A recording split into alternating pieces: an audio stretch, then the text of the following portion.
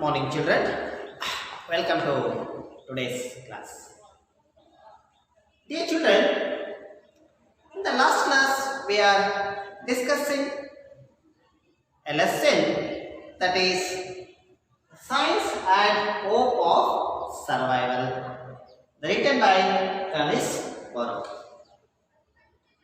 So this is the lesson about the advantages and the disadvantages of science. So what are the advantages or what are the disadvantages?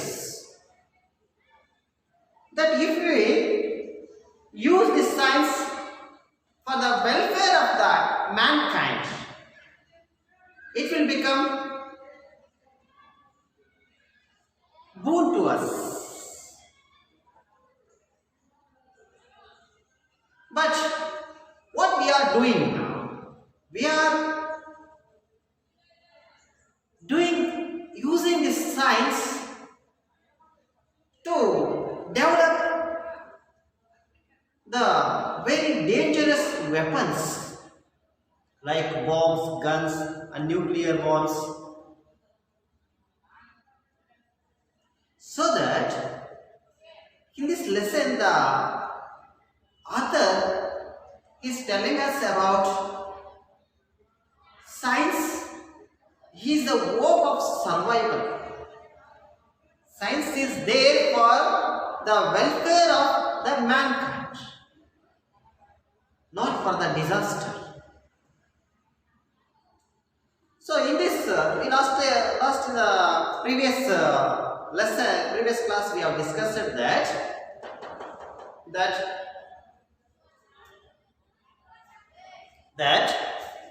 we are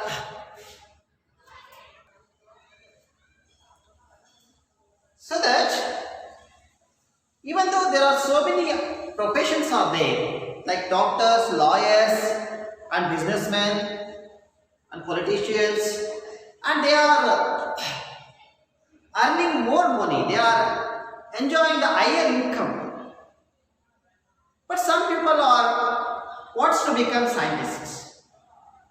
Why? For that, the author gives a good example of the definition of about the writer of the definition of Leo Tolstoy. Leo Tolstoy tells that a writer is not merely a person who writes.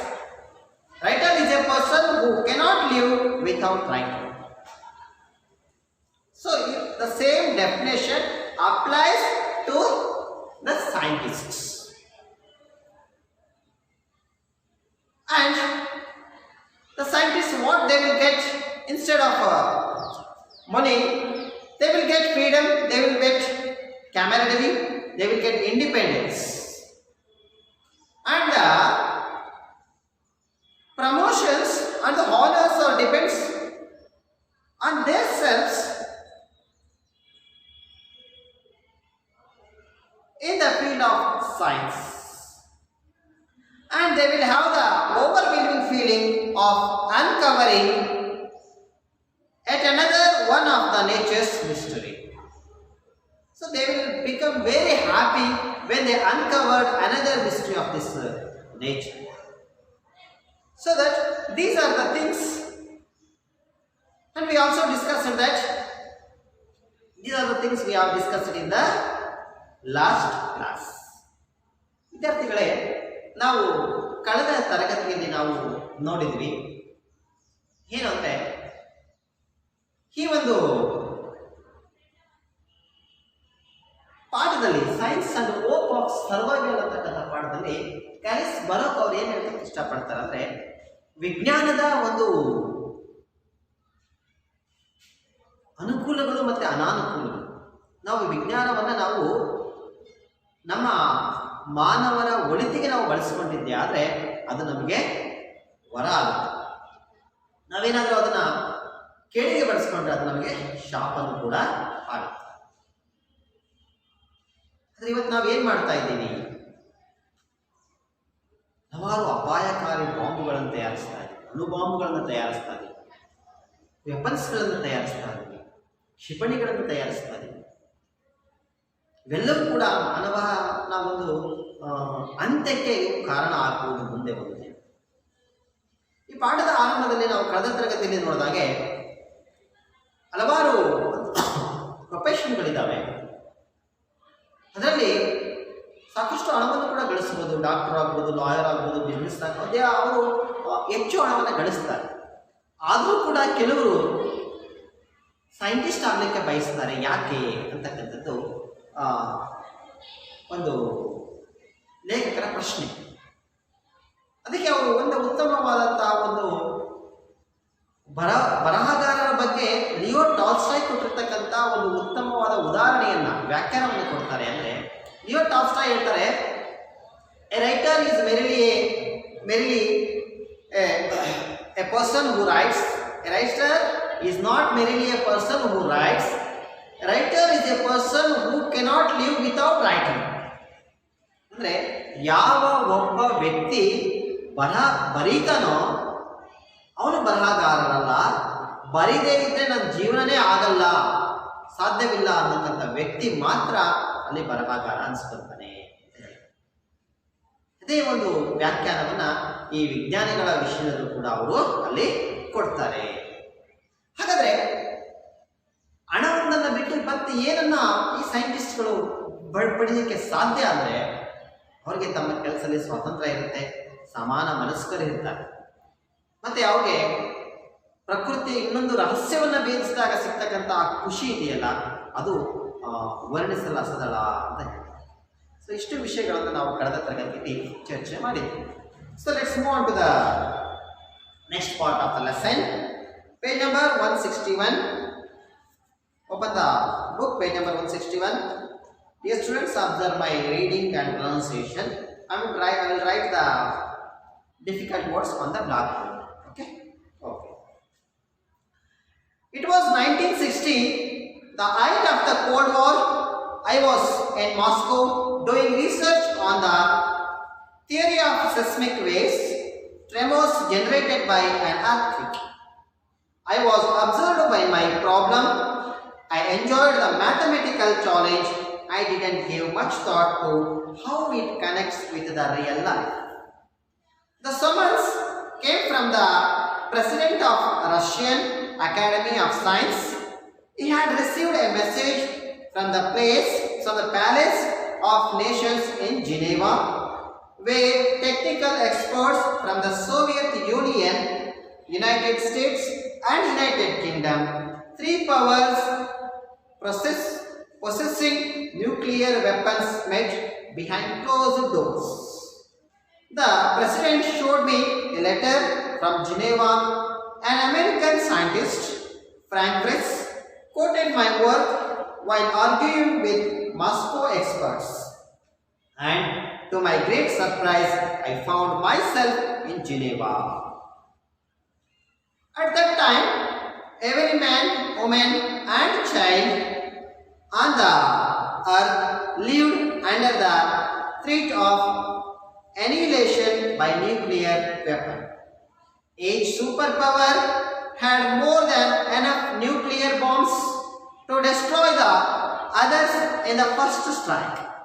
But in the 20 minutes it took for the rockets to reach their targets, the other side had plenty of time to launch retaliation strikes, ensuring the destructions of their enemies only a few minutes later. This state of mutually assured destruction, with ominous acronym MAD, was for some years the only thin thread protecting all of us from the common fatal fate. Continuing nuclear tests meant development of even stronger bombs, introducing even more imbalance into the global nuclear standoff.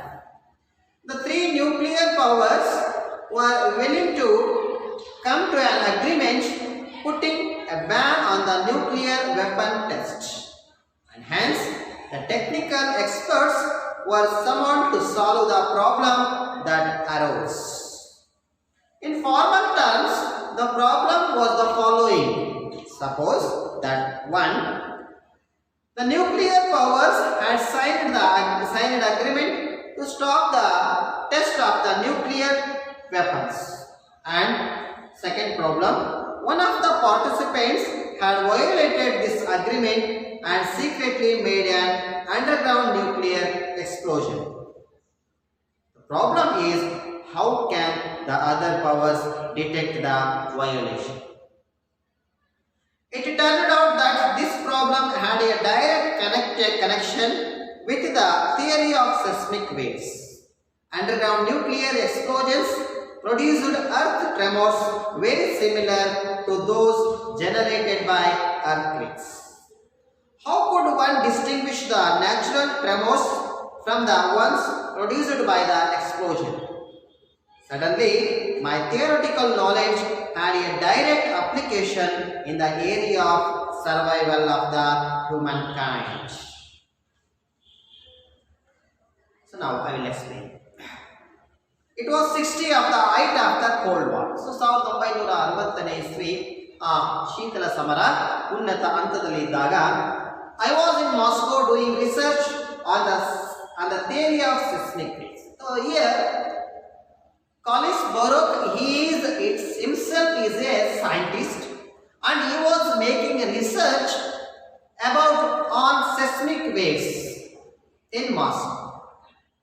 So Collis Baruch ಅವರೇ ಒಬ್ಬ scientist ಆಗಿದ್ರು.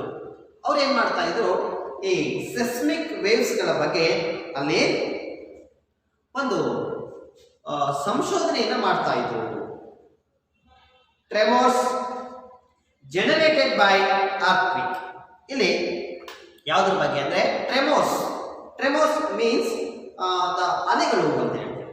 ಅಲೆಗಳು generated by ಅರ್ಥ್ಕ್ವೇಕ್ ಅಂದರೆ ಈ ಭೂಕಂಪನದಿಂದ ಉಂಟಾಗ್ತಕ್ಕಂಥ ಅಲೆಗಳ ಬಗ್ಗೆ ಈ ಕಾಲಿಸ್ ಬರೋಕ್ ಅವ್ರು ಏನು ಮಾಡ್ತಾ ಇದ್ರು, ಅಲ್ಲಿ ಸಂಶೋಧನೆಯನ್ನ ಮಾಡ್ತಾ ಇದ್ರು. Generated means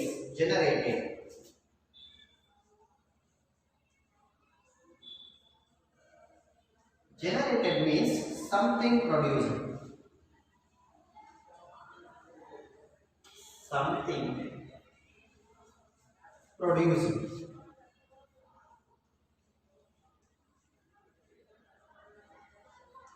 So here the Collis Baruch, he was doing research on seismic waves which were produced by the earthquake. ಭೂಕಂಪನದಿಂದ ಬಿಡುಗಡೆ ಆಗ್ತಕ್ಕಂಥ ಅಲೆಗಳ ಬಗ್ಗೆ ಇವರು ಸಂಶೋಧನೆ ಮಾಡ್ತಾ ಇದ್ದಾರೆ. I was observed in my problems. So he was very much busy in his problems. ನನ್ನದೇ ಆದಂತಹ ಒಂದು ಸಮಸ್ಯೆಗಳನ್ನು ಅವರು ತುಂಬಾ ಬ್ಯುಸಿ ಇದ್ದರು. I enjoyed the mathematical challenge. ಗಣಿತಕ್ಕೆ ಸಂಬಂಧಪಟ್ಟಂತಹ ಸವಾಲುಗಳನ್ನು ಕೂಡ ಅಲ್ಲಿ ಅವರು ತುಂಬಾ ಸಂತೋಷದಿಂದ ಎದುರಿಸ್ತಾ ಇದ್ರು. I did not give much thought to how it connect with the real life. So he didn't thought about that. He didn't think about that. How is research connects with the real life? How his work connects with the real life? ಅವ್ರಿಗೆ ತಮ್ಮ ಆ ಒಂದು ಸಂಶೋಧನೆ ಬೇರೆ ನಿಜ ಜೀವನದೊಂದಿಗೆ ಹೇಗೆ ಸಂಬಂಧಿಸುತ್ತೆ ಅಂತಕ್ಕಂಥ ಒಂದು ಕಡೆ ಅವರು ಗಮನ ಹರಿಸ್ತಿದ್ರು. The summons came from the president of Russian Academy of Science. So, the president of Russian Academy of Science had sent a summons to Collis Baruch.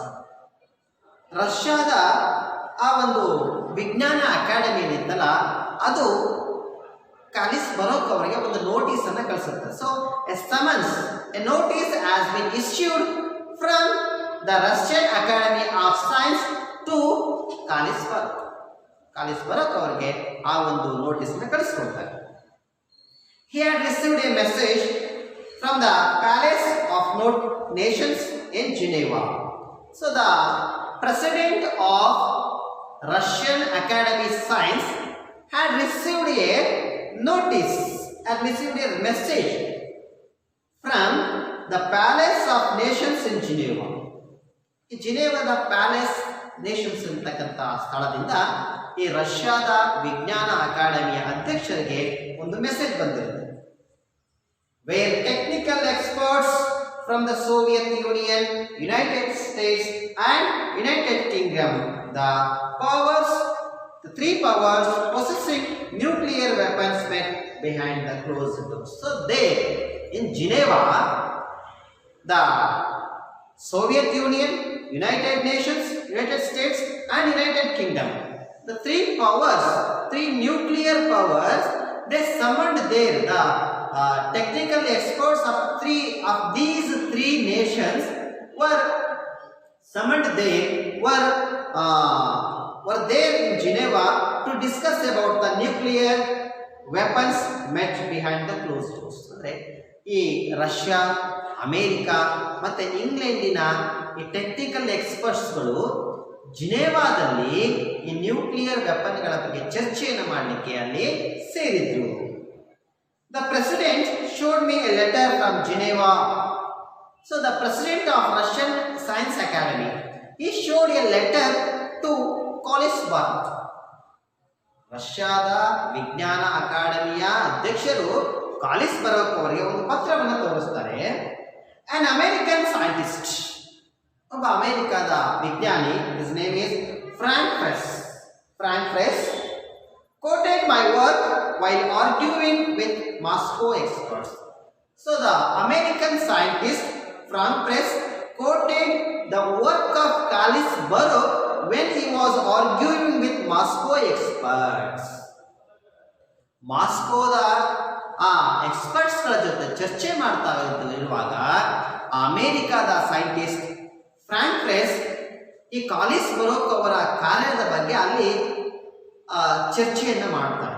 ಅವ್ರು ಮಾಡ್ತಾ ಇರ್ತಕ್ಕಂಥ ಸಂಶೋಧನೆಗಳ ಬಗ್ಗೆ ಅಲ್ಲಿ ಅವರ ಗಮನವನ್ನ ಸೆಳೀತಾನೆ. And to my great surprise I found myself in Geneva. So ಹೀಗೆ ಕಾಲಿಸ್ಬರ್ಗ್ ಅವರ ಹೆಸರು ಆ ಜಿನೇವಾದಲ್ಲೂ ಕೂಡ ಅಲ್ಲಿ ಕೇಳಿ ಬರುತ್ತೆ. ಅದಕ್ಕೆ ಅವರು ಆಶ್ಚರ್ಯ ವ್ಯಕ್ತಪಡಿಸ್ತಾರೆ.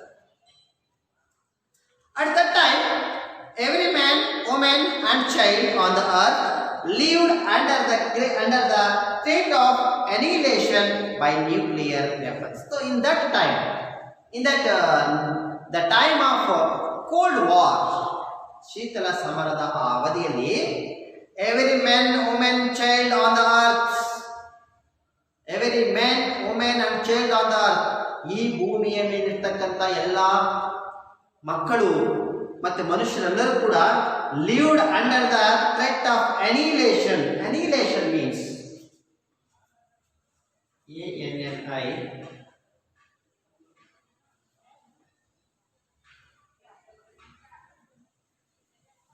annihilation.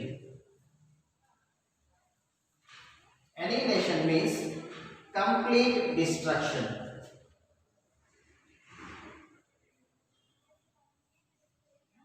Complete destruction.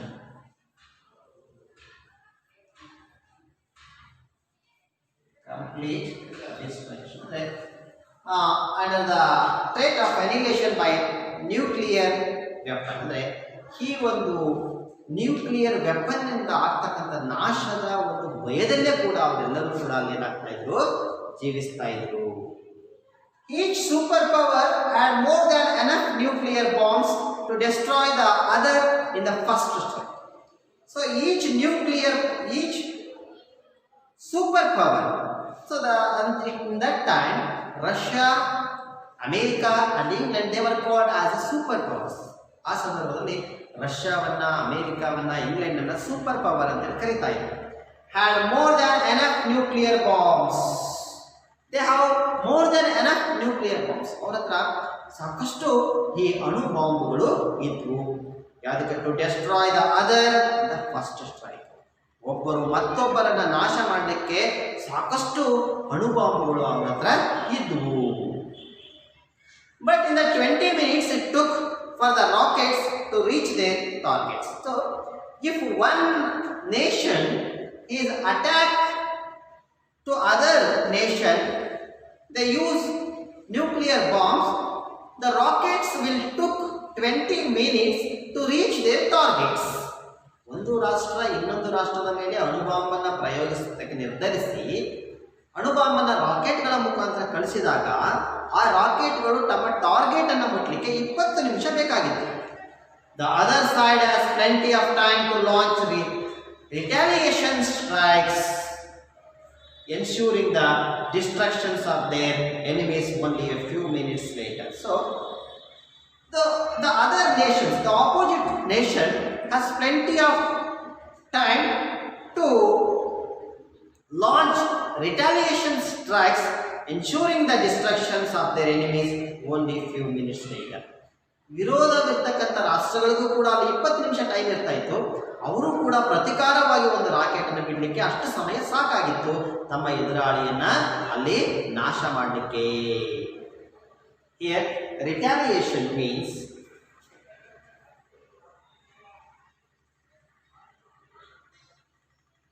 retaliation means action against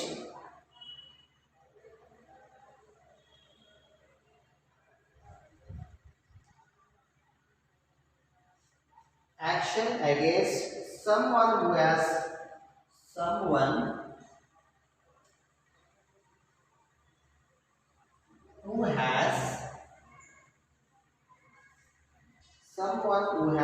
done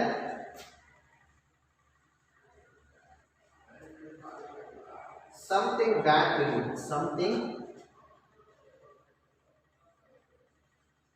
something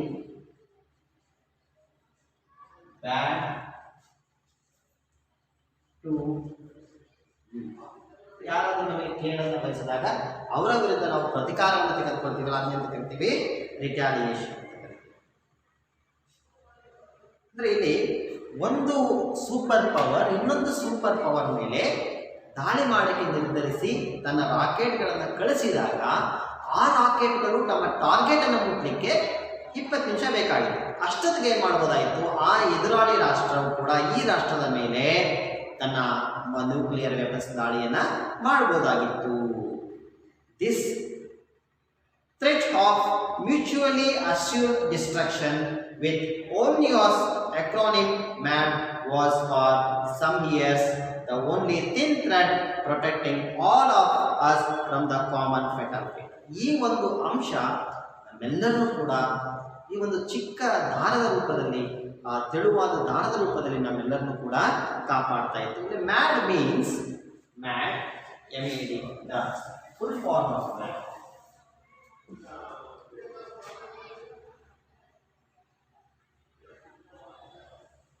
MAD means mutually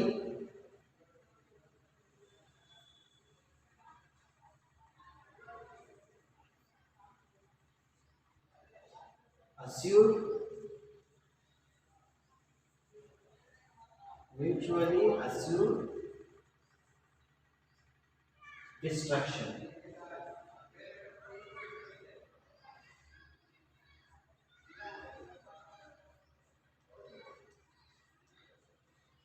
ಅಂದರೆ ಒಂದು ರೀತಿಯಾದ ಪರಸ್ಪರ ಒಂದು ಆಕ್ರಮಣದ ಭಯ ಆಯ್ತಲ್ಲ, ಅದು ನಮ್ಮನ್ನು ಕಾಪಾಡ್ತಾ ಇತ್ತು. Continuing nuclear test means development of even stronger bombs. Continuing nuclear tests. So, if we continue testing nuclear bombs, means development of even stronger bombs. ಅಂದರೆ ಈ ನೀವು ಅಣು ಪ್ರಯೋಗ ಮಾಡ್ತಕ್ಕಂಥದ್ದು ಅಂದ್ರೇನು, ಇನ್ನೂ ಕೂಡ ಹೆಚ್ಚು ಬಲಶಾಲಿಯಾದಂತಹ ಬಾಂಬ್ಗಳನ್ನು ತಯಾರಿಸ್ತಕ್ಕಂಥದ್ದು. Introducing even more imbalance into the global nuclear standard. ಈ ಜಾಗತಿಕ ಪರಿಸ್ಥಿತಿಯಲ್ಲಿ, ವ್ಯವಸ್ಥೆಯಲ್ಲಿ ಆ ಒಂದು ಅಸಮತೋಲನವನ್ನು ಉಂಟು ಮಾಡ್ತಕ್ಕಂಥದ್ದು ನಾವಲ್ಲಿ ಕಾಣ್ತೀವಿ. Stand of means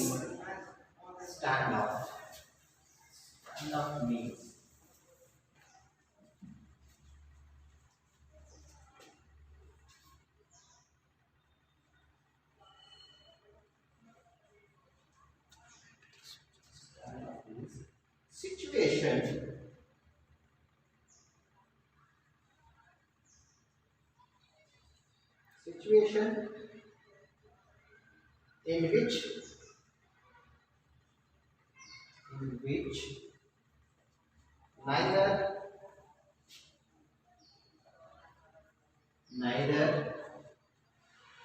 side in a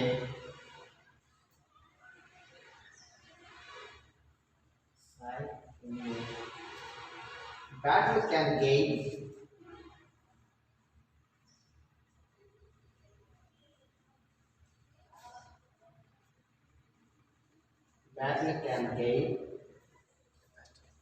an advantage. An advantage.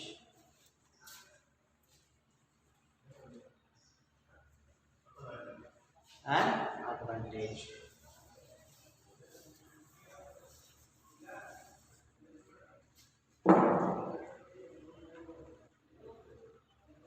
ಅಂದ್ರೆ the three nuclear powers were willing to come to an agreement. So now the three willing powers, they are decided to come to an agreement. ಆ ಮೂರು ಕೂಡ nuclear powers ಏನಿದ್ವು ಅವು ಒಂದು ಅಗ್ರಿಮೆಂಟ್ಗೆ ಒಪ್ಪಂದಕ್ಕೆ ಬರಲಿಕ್ಕೆ ನಿರ್ಧರಿಸುತ್ತವೆ. Putting a ban on the nuclear weapon test. They are decided to putting ban on nuclear test. ಆ nuclear test ಮೇಲೆ ಅದನ್ನು ಬ್ಯಾನ್ ಮಾಡಲಿಕ್ಕೆ ಅಂದರೆ ಮುಂದೆ ಯಾರು ಕೂಡ ನ್ಯೂಕ್ಲಿಯರ್ ಟೆಸ್ಟನ್ನು ಮಾಡಬಾರ್ದು ಅಂತ ನಿರ್ಧಾರಕ್ಕೆ ಬರ್ತಾರೆ. And hence the technical experts were summoned to solve the problem that arose. ಆ ಕಾರಣಕ್ಕಾಗಿ ಆ ಕುರಿತಂತೆ ಬರ್ತಕ್ಕಂಥ ಸಮಸ್ಯೆಯನ್ನು ಬಗೆಹರಿಸಲಿಕ್ಕೆ ಅಲ್ಲಿ ಆ ಟೆಕ್ನಿಕಲ್ ಎಕ್ಸ್ಪರ್ಟ್ಗಳು ಸೇರಿದ್ರು. So let's stop there. I will continue the lesson in the next class. Take on the homework for today's.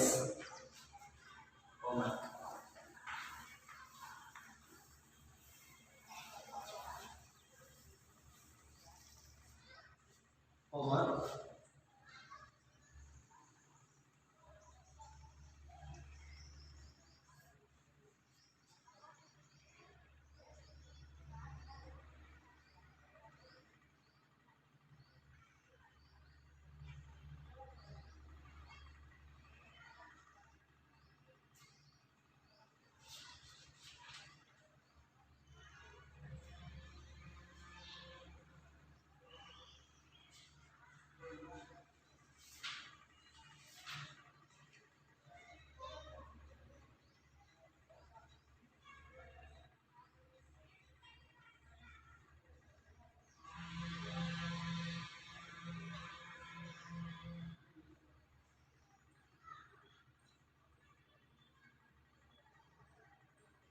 So earth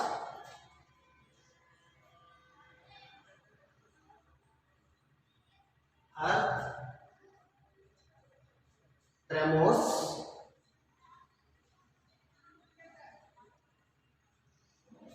are caused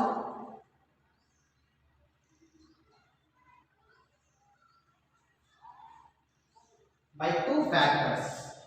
By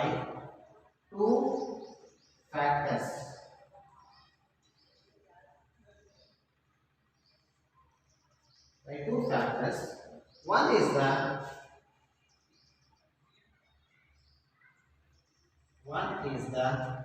earthquake.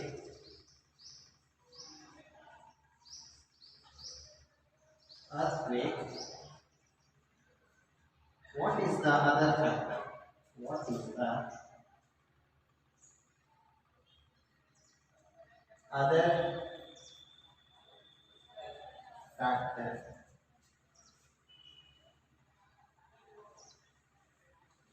So this is the only one question I am giving you for today's homework. Okay, let's meet you in the next class. Thank you.